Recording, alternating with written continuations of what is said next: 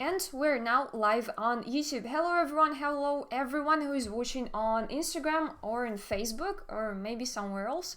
And if you see a link to our YouTube stream somewhere, I recommend that you click on it and you're going to be redirected to our YouTube stream where I will be reviewing some of the websites that display the hottest typography trends for the 2020, for the year, for the upcoming year, for the next year.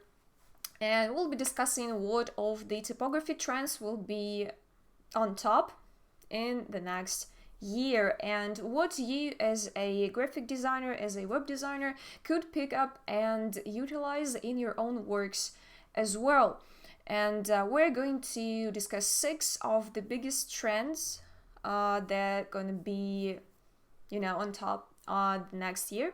And we'll also be reviewing some actual websites where these trends, these techniques are already being used and are already implemented, and we can already see them, how they actually live on, how they're being alive in the actual website.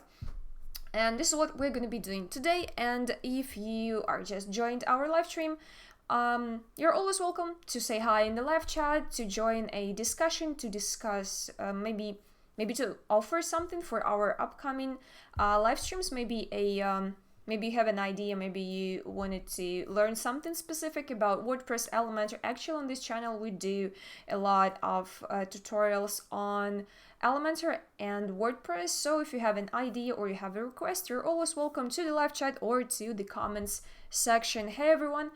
Hey there, who's watching? And we're now about to start reviewing some websites, and we're going to now proceed to the first website, and we're going to see what trends are going to be represented in there. And I think that today we're going to do it pretty quickly. I hope that we could wrap this entire thing up in about 30 minutes, maybe less. And I really hope that we can manage to do that. And I really hope that you guys enjoy this list of websites that I picked for today. So, oops, wrong direction, sorry. The first trend that we're going to be reviewing today is big and bold typography. You have probably heard a lot about that already because it's being utilized everywhere. You can see these huge titles, these huge headlines everywhere in graphic design, in some print work as well, and also on websites now. So we could now jump to the first website that I wanted to show you today. And all of these links that are going to be appearing on my screen are going to also appear in in the description under this video, in the maybe in the comment section. We see where it is better to place it. Hey everyone. And I will be sending all of these links as we go, so you can check them out yourself. And maybe I'm not going to be clicking a lot on each website because I expect to make it pretty quick, not to take too much not to take too much of my time, not to take too much of your time, even though the topic is extremely interesting, but so you can explore these amazing websites yourself. So starting with the first one, bold and big typography. And here in the heroes section, you can see that this is the first thing that catches your eye. This is this huge headline. It says Arco. Probably this is, I don't know, the name of the whatever. What are they doing? Maybe some branding agency or some marketing agency or something. And here you see the sleek grid on the right.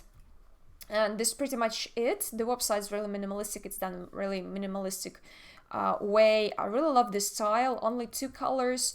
But what really catches your attention is this huge headline here. And this makes you think that, hey, these guys really know what they're doing. They really know their trade because they're following the latest trends in typography, and they're following the latest industry standards. We could call these trends also the standards, because everyone seems to be doing it when some certain things are trending.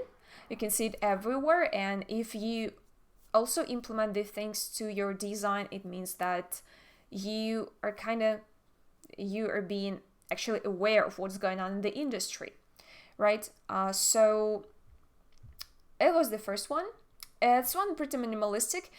They definitely did implement some of the trending techniques on their website, but they didn't overdo it. So it doesn't really throw you off. It still looks minimalistic. And I think it's really smart use because it's not too much. You don't see it like on the rest of the layout anywhere.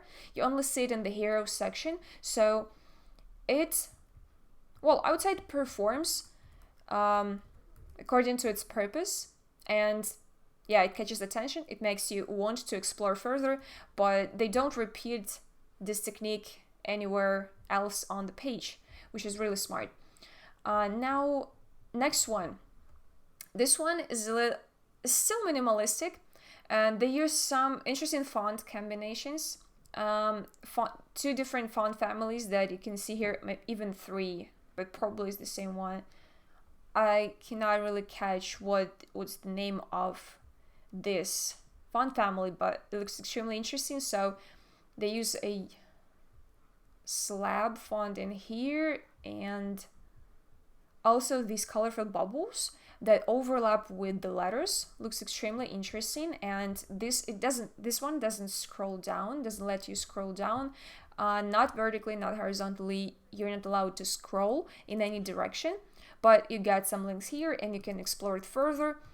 And this hero section, actually sending the link to the chat now, this hero section actually makes you interested in what these guys are doing because of the colors, because of the composition. The composition is very pleasant to the eye, because when you look at it, everything seems to be symmetrical and asymmetrical at the same time. This is kind of the paradox of this entire thing, and this is why it is attractive.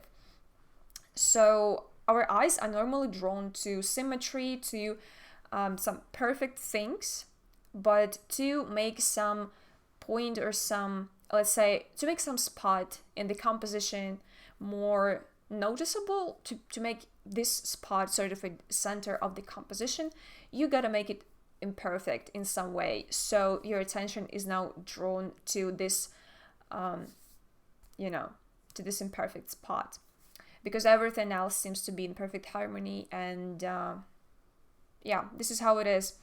And in this case, these flying bubbles, they kind of ruin the harmony.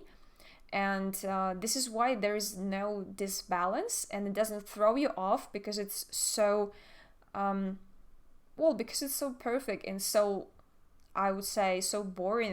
It would be a bit boring without the flying bubbles. But yeah, a really interesting way to combine typography and graphic elements. This is a really good one and a really smart font family combination. Font pairing here also works for me. And moving on to the next one, we're still talking about, if you just joined our live stream, we're still talking about the first trend in typography that's going to be, it's going to be trend. Can we say that trend is going to be trending? It's going to be present in many designs, web designs, projects, graphic design projects in the next year, maybe next couple years. Here you can see also another really common thing I keep seeing on websites now is the custom cursor. The cursor that is not your normal cursor that you have on your OS, like on Windows or Mac, but the custom one that you can only see on this particular website. And this is this really cool blur effect, but here typography is the main hero in the composition. They placed it the way that helps them tell a story. In this case, typography really does tell a story, and it plays a really important role.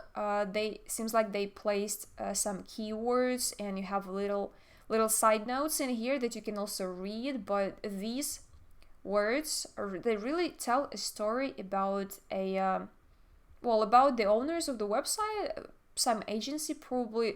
Normally these are some design agencies or maybe some portfolio websites that utilize a lot of these trends and a lot of these latest hits and some interesting stuff that appears in the industry. They are always eager to be the first to utilize them and to show how, to show the professionalism using them in a really smart way. They never overdo it. Well, sometimes they do, but really rarely. And that's pretty much it. This one is an example of how you could tell a story with seemingly very little text, very little graphical information. Like you have some images floating behind the text itself, but it's not too much, it's not distracting. It still keeps you going, still makes you scroll down and makes you want to explore it further. You have some links in here, also really interesting heading, and I believe that it happens more often that I see some unconventional solutions when it comes down to headers as well. So maybe we'll one day talk about that too. What is going on with the headers? All right, I'm sending this link to the chat right now, so you can also check it out and decide for yourself what you think about this particular website. And moving on to the next one. And this one will be, I believe, the last one for the first trend that we're going to be discussing is big and bold typography, these huge headlines and titles. In this case, it is kind of more interesting because they didn't go for one huge word, in some really catchy typeface, but they did utilize a lot of text. They combined a lot of different font families, and it looks like, well, some of them are clickable.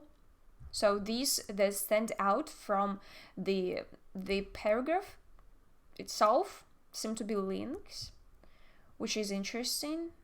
And so you could say that this one is interactive. Well, this one is really good and really smart font pairing. Also very minimalistic. So you see that when you use some really loud typography, you shouldn't overdo it with the graphic elements. You shouldn't overdo it with illustrations. Normally, when designers use a lot of some compositions with heavy typography, they normally restrict the use of images, the use of some illustrations, stuff like that is being restricted to like a couple elements, but not too much, because you are already building a composition, telling a story using type, and the other elements, the hero of your composition is type, and the other elements should only be supported but not dragging the attention on themselves, right? So this one is also pretty good, even though a bit different from the previous three that we had a look at, but it's still very smart font choice. It doesn't throw you off. It looks nice. It looks smartly done. Really good one. Minimalistic. I like it. Even some handwritten bit in here. Kind of unexpected, but it looks good anyway.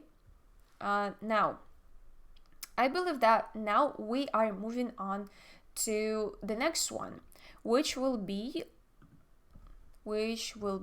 font pairings. We saw that in a couple previous examples too, while we were talking about loud and bold and big typography, but now we're going to be talking about some font pairings. And font pairings is simply a combination of two different font families. For example, when you use one font family for all of the titles and headings and headlines on your website, but you use another font family for paragraphs, for small pieces of text, for buttons as well. This is how we normally do it. It is pretty tricky, I would say, and I noticed that a lot of people get it wrong at first when they're just starting out.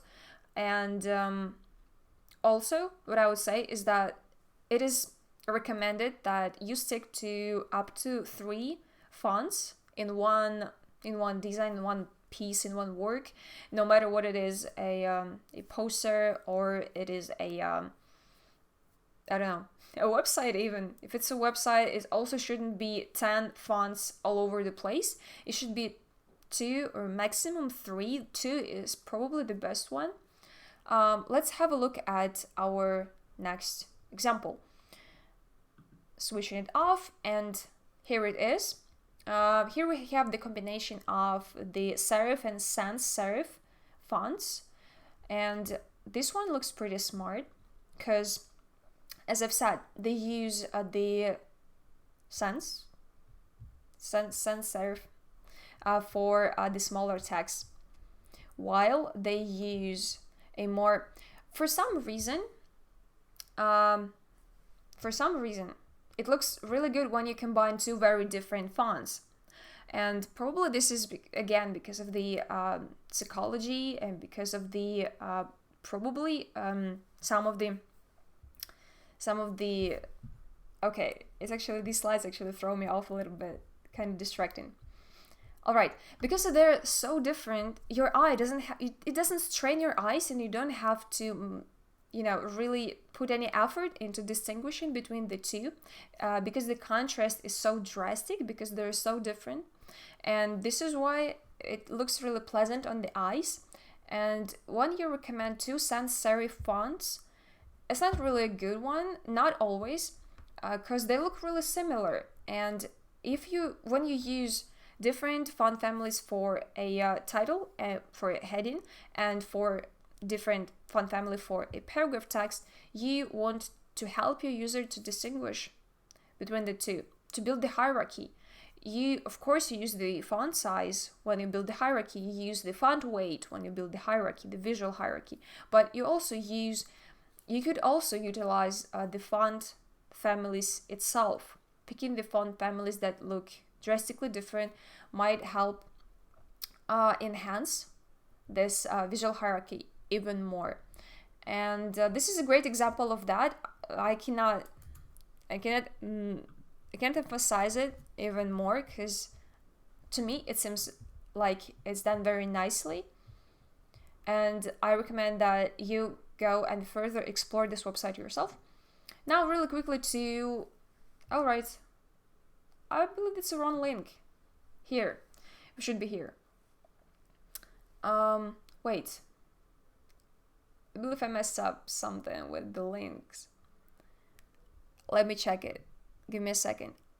What I did is I actually opened up 100 of tabs in here in the browser, and I kind of got lost for some reason.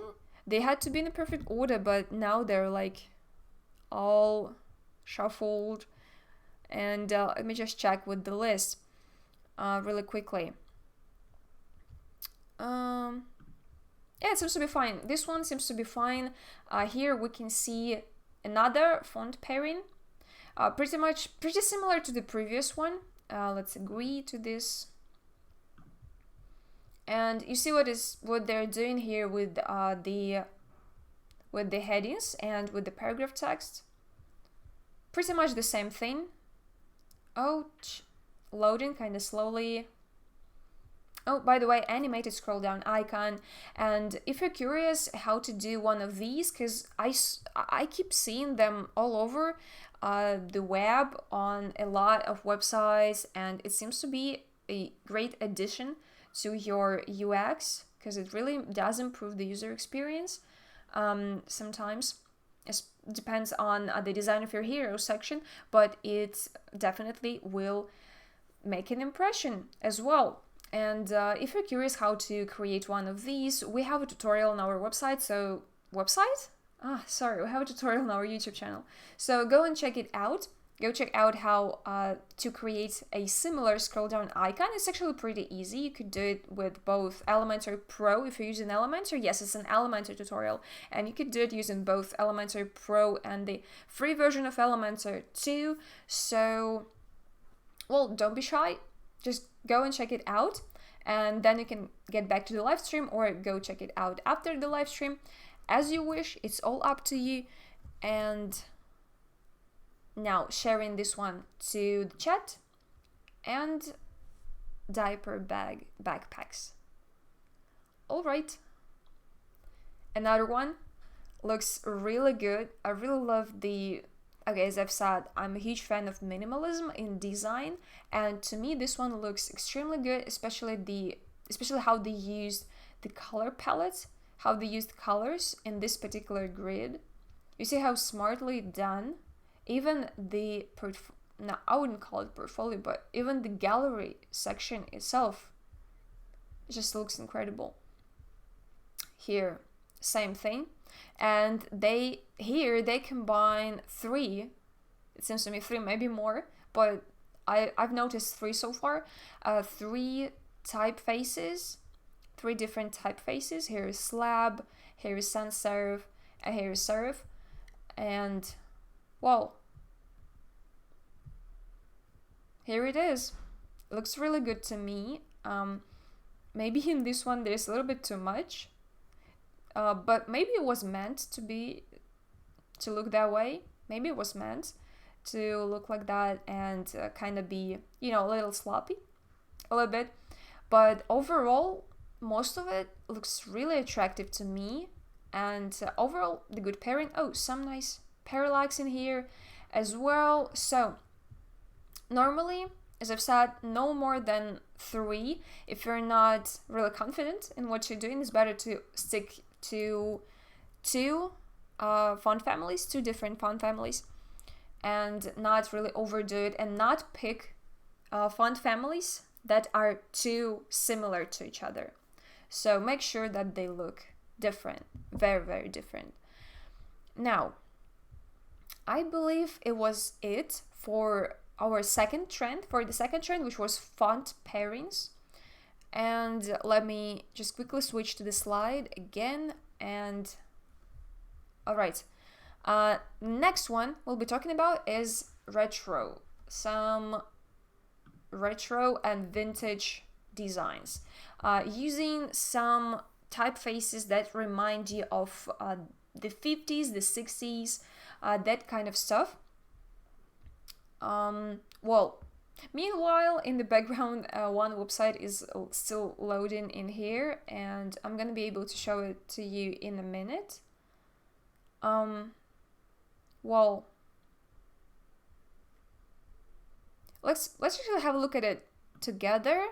Here it is, and well, it kind of asks me for something. It says something about the mobile version of the website, and it seems to load, well, quite slowly, and maybe we're gonna skip this one. All right, guys, I'm gonna just send it to the live chat so you can see it yourself, because it doesn't seem to actually scroll. I cannot scroll down on this website. Nothing is happening. Yeah, I see, because this is sort of an interactive website, and you gotta use the mobile version of the website on your smartphone to be able to access it. It's kind of bummer, because I didn't notice it when I was picking websites, even though I reviewed this one. But alrighty. Actually, I found it on, if I'm not mistaken, found it on Behance, and I thought I could follow the link from Behance and show it to you. Oh, not Behance, but the Words. I found it on the Words.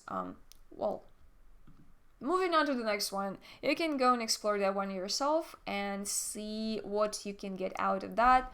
But next one, I hope the sound is off. Yes, it is. It may be one of those websites which provide you sort of an experience, as they call it, and yeah, you're kind of being told a story with music, with sound effects, with some really cool and immersive animations, this kind of stuff.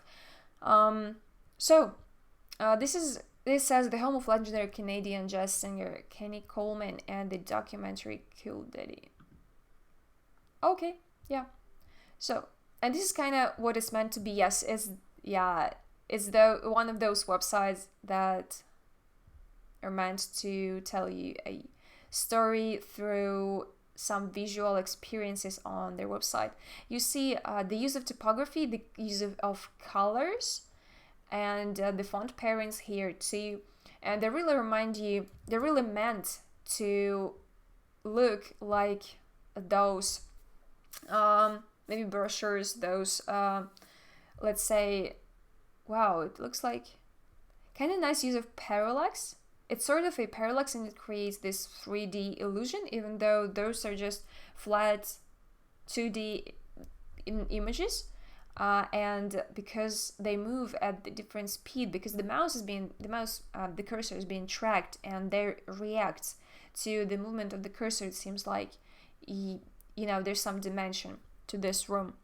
Well, I'm actually sending this link to you right now to the live chat, and moving on to the next one, and let's see what it has to offer. And we keep talking about some retro and vintage.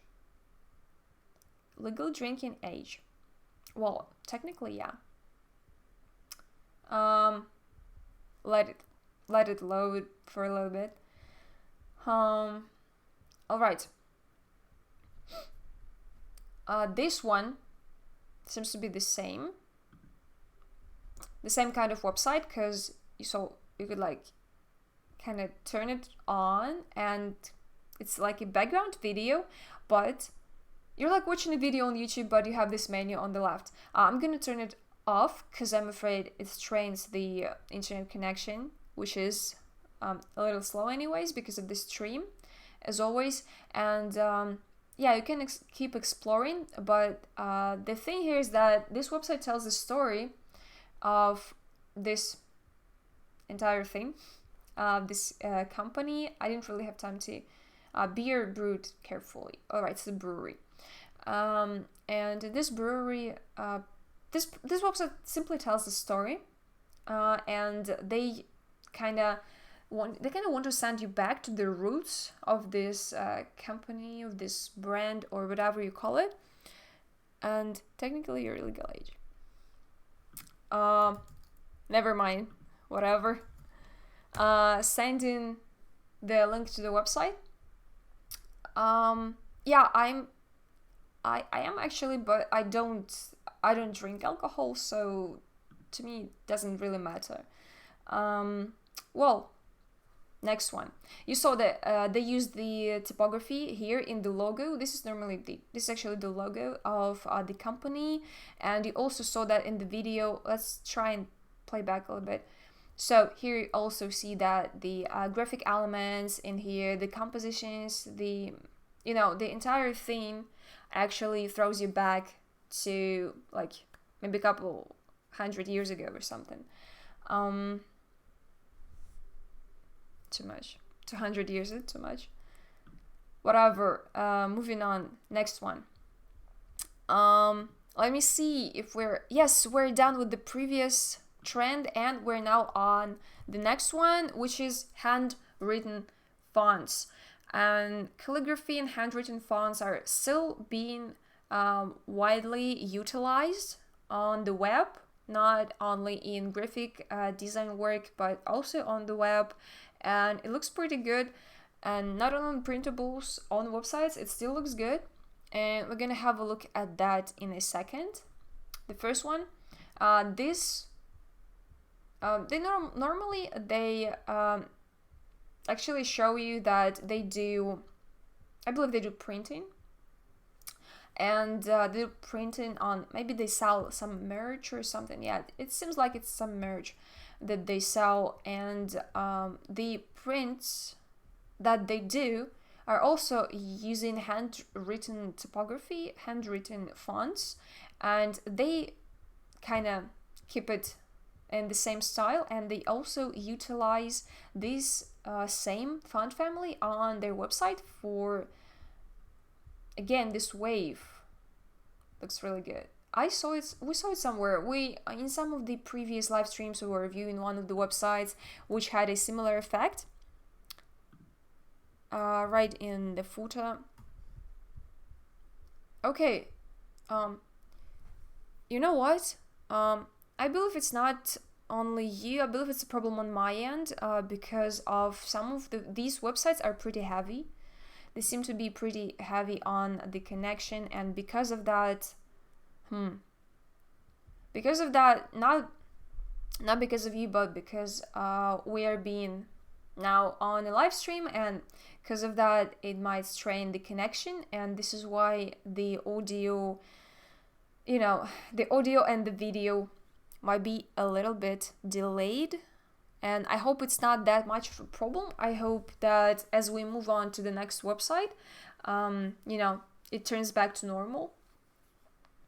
And it's going to be normal again. It's going to be okay, and you can hear me and see me. Well, all right. We're now moving on to the next website.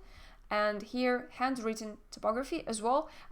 It kind of throwback to the font pairing trend. And here, you cannot imagine a website that only uses handwritten fonts, because, not always, but quite often, these handwritten fonts are not really well readable.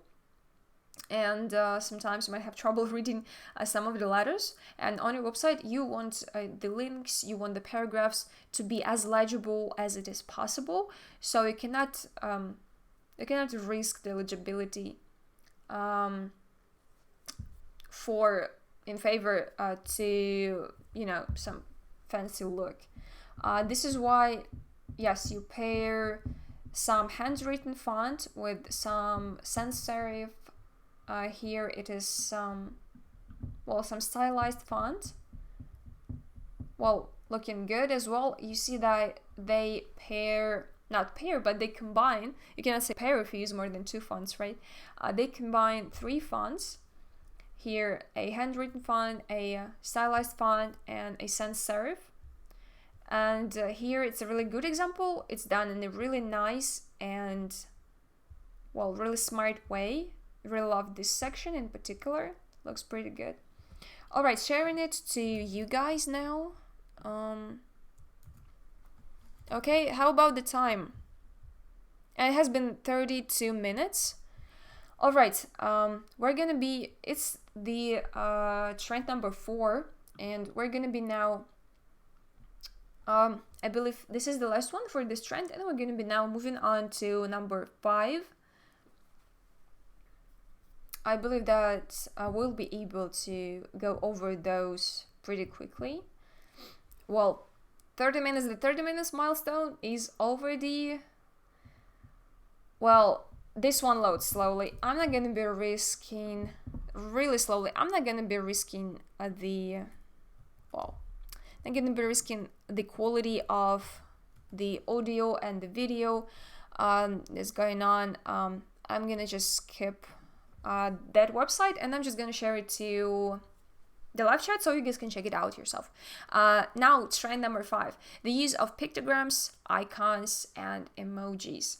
And because of the social media, you can see emojis everywhere, because in social media, we as users, the people who communicate between each other, we use emojis a lot to express our emotions. This is why they're called that way, to express how we feel about something. And the brands now want to, they want to be closer to the users, to the customers, potential customers, to the clients, to potential clients, and they also utilize emojis to seem more friendly, in that kind of way. And you can see it a lot nowadays. And also, alongside emojis, there are icons, where icons were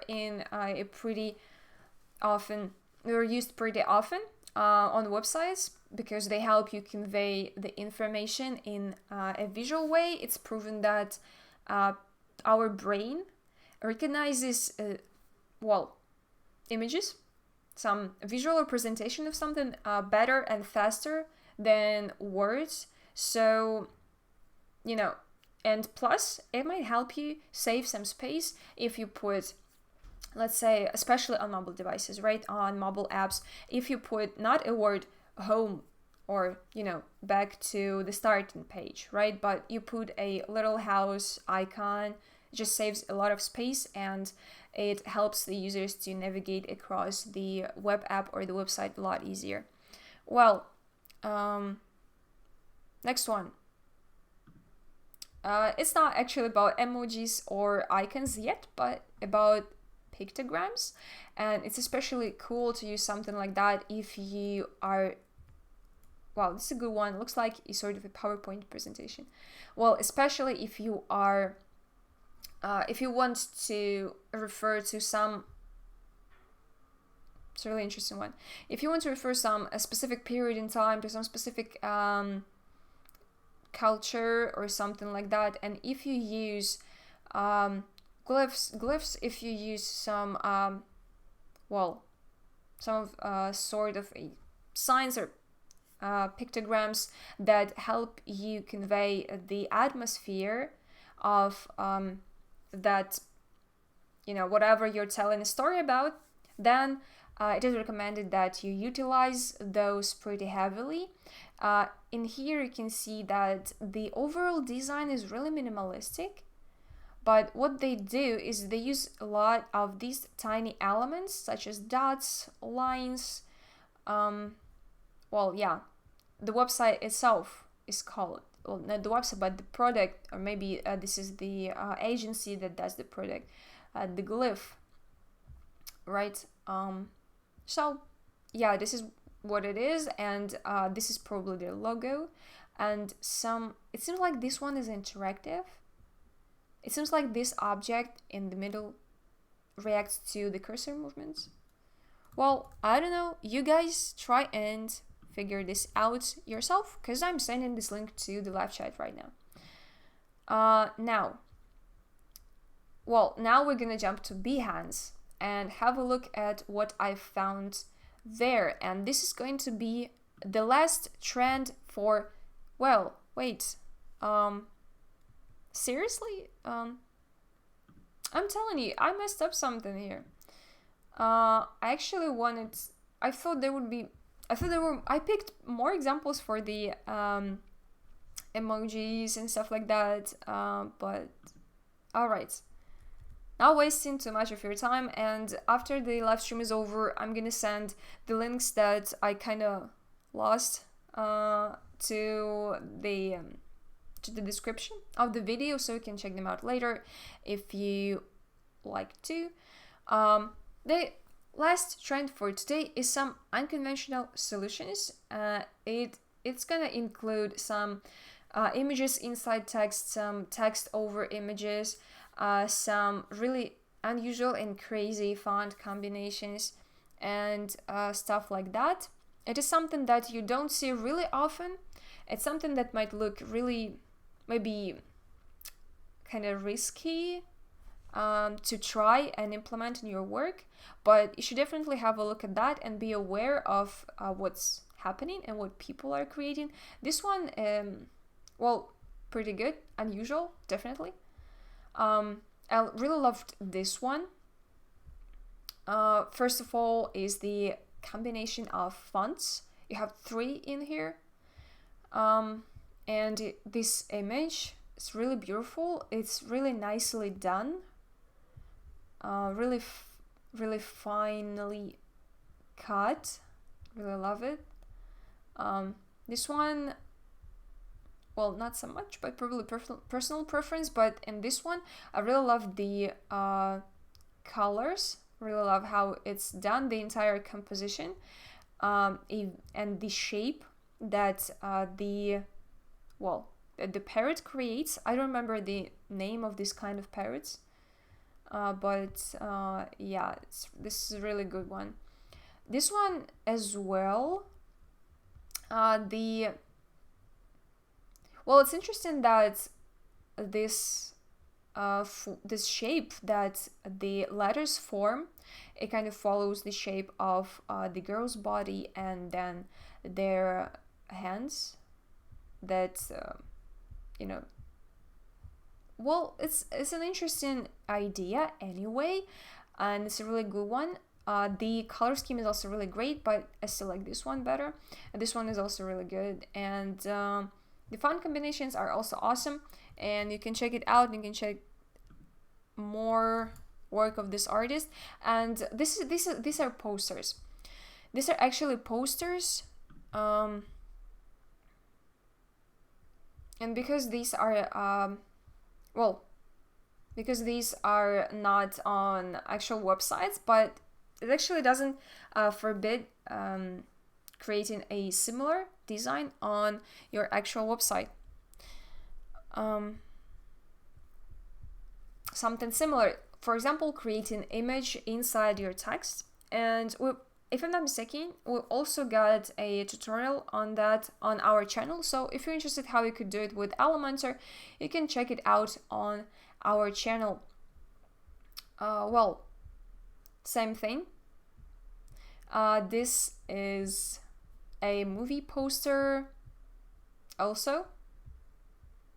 Like, you could see how it was heavily utilized a couple years ago, I believe. Now not so much, but it's still been quite popular and people seem to be loving it, especially if you use it in a smart and creative way. And we keep talking about font combinations. Here you have more than like one, two, well, you have three, right? You have three font families in one. And what else is really interesting is that on posters and on some sort of thumbnail images, typography looks really good when placed on top of an image. This is how you can tell a more concise story using less elements, fewer elements. Well, in this case, less is more, and you only use an image and some typography that really suits the atmosphere of the image and really conveys the mood. And this is a really smart way to kind of enhance what you want to say with your typography, to use imagery too. And well, this is the wrong one.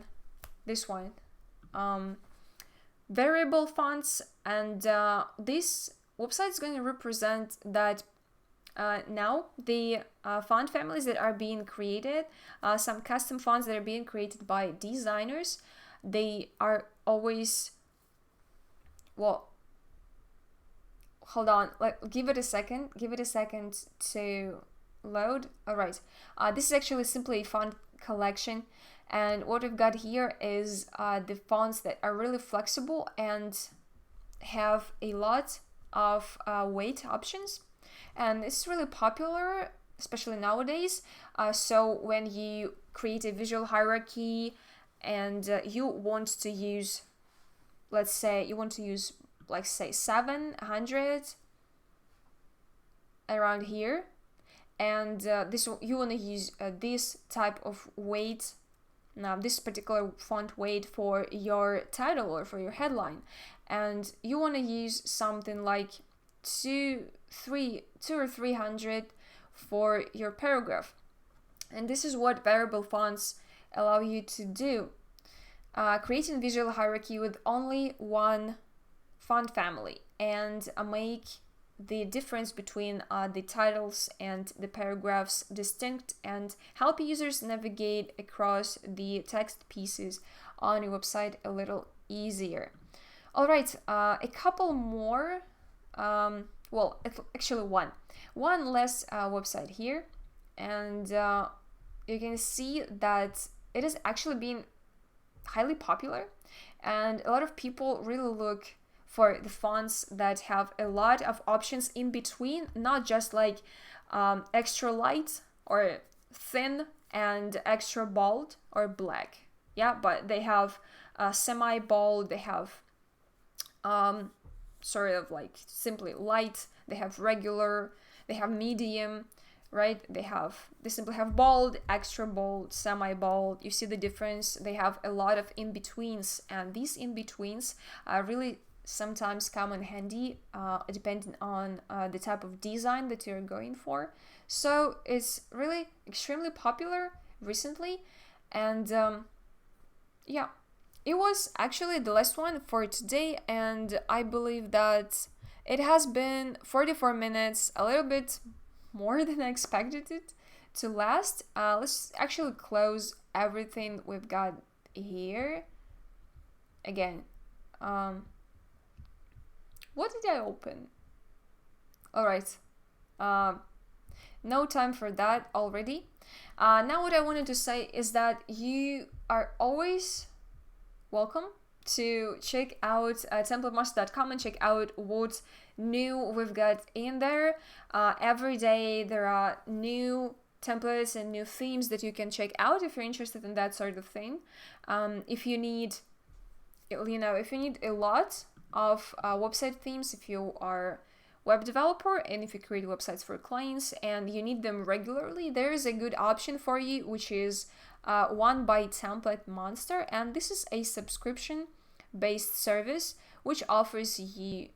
Okay, let's close this pop-up. Not pop-up, but let's close this banner. Can I close it? Seems like there's no option like that. All right. This is actually a subscription-based service, and what you can do in here is get an unlimited number of downloads for an unlimited number of products. In here, there is over 10,000 products for web development, including WordPress themes and CMS themes, also e-commerce themes, and also plugins, presentation templates like Google Slides, PowerPoint, Keynote, also graphics, illustrations, stuff like that. And all of those products are available for you for an unlimited number of downloads, and you can use them for an unlimited number of your projects. And what's also great about that is that we provide a 24/7 technical support in any case, even if no matter if you just have a question or you ran into some sort of issue, which is not likely because all of the themes and templates and plugins and overall all the products that are being offered in this subscription are handpicked, are reviewed multiple times by our team. So these are definitely the best products that you can get on the market in this sort of a subscription. So if you're interested, go and check it out. I'm going to share the link right now in the live chat. So, and this will be pretty much it for this video, for this live stream. And I hope you guys are having a great day so far, and you will be having a great day today. And I hope that you're having a great week, and wish you all the best. And I see you in the next live stream next week. Thank you so much for joining in. Thank you so much for watching. I hope you enjoyed this this collection of websites and this collection of trends that I've prepared for today. Thank you so much. See you next week. Oops. Now, bye.